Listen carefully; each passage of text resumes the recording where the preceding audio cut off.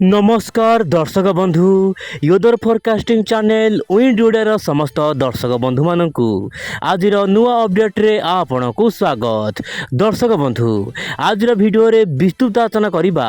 ओडिशार पाणीपाग केमिति रहइबो आगामी 24 घंटा मध्य देशर केउ राज्य रे हेबो वर्षा एवं आगामी दिन रे तापमात्रा को लेकिन कौन रही बड़ खबर एवं आसुथिबा बड़ पश्चिमा झड़ को लेकिन कौन रही बड़ खबर आसतु आज वीडियो रे आलोचना करिबा। दर्शक बंधु उत्तर पश्चिम दिग एवं वर्तमान उत्तर भारत उपरे गोटे पश्चिम झड़ पुणी थरे आसबार लगी जहाँपाई कि उत्तर भारत में बढ़ी पारे वर्षा किंतु दर्शक बंधु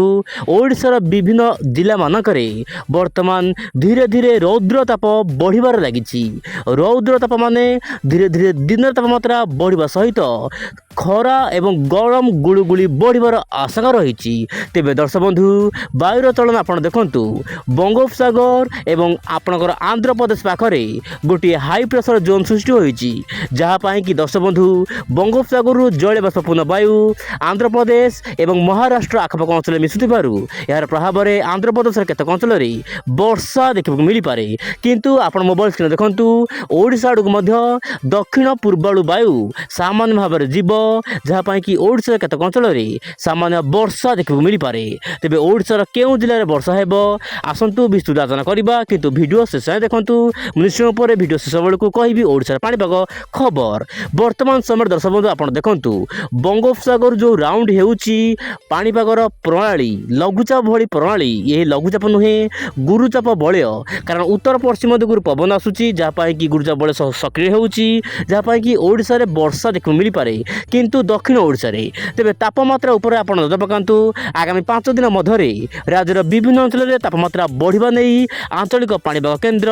अलर्ट जारी करिछि। विशेषकर पश्चिम ओडिशार अनेक स्थान में तापमात्रा 40 डिग्री छुई पारे। हाँ दर्शक बंधु आप मोबाइल स्क्रीन देखंतु आपनकर नुआपड़ा बलांगीर भवानीपाटना कलाहांडी ता सहित झारसुगुड़ा अनुगुल माने पश्चिम दक्षिण ओडिशार केतक अंचल में तापमात्रा 40 डिग्री पार हेबार मध्य संभावना रही आगामी 5 दिन मध्य से पाणीपाग सतर्क करा तेज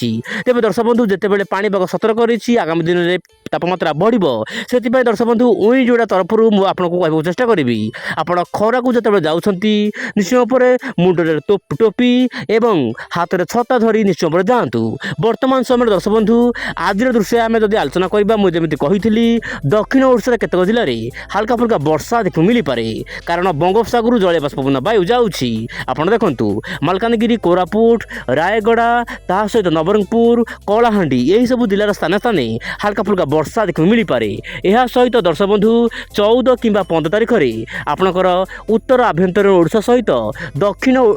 पश्चिम ओडिशार किछि जिले में काँ भा कौटी हाल्का फुल्का वर्षा देखा मिल पारे किंतु वर्तमान परिस्थिति में कौन बड़ वर्षा होबार आशंका नाही। सेहीपरि दर्शक बंधु 15 तारिख रु 16 तारिख मध्य उत्तर आभ्यंतर ओडिशार केतक अंचल में मध्यम धरण वर्षा देखा मिल पारे बोली जहाँ आंचलिक पाणीपाग तरफ जारी करा सूचना। तेज दर्शक बंधु मुझे कहूँ चेष्टा करी यही अपडेट परिवर्तन हो पारे कारण पाणीपाग प्रति मुहूर्त में परिवर्तन होता है। तेज आगामी दिन में कौन सब पाणीपाग अपडेट आसूची आप विंड ओडिया चैनल सहित जोड़ी रुहतु। आज नमस्कार जय जगन्नाथ दर्शक बंधु।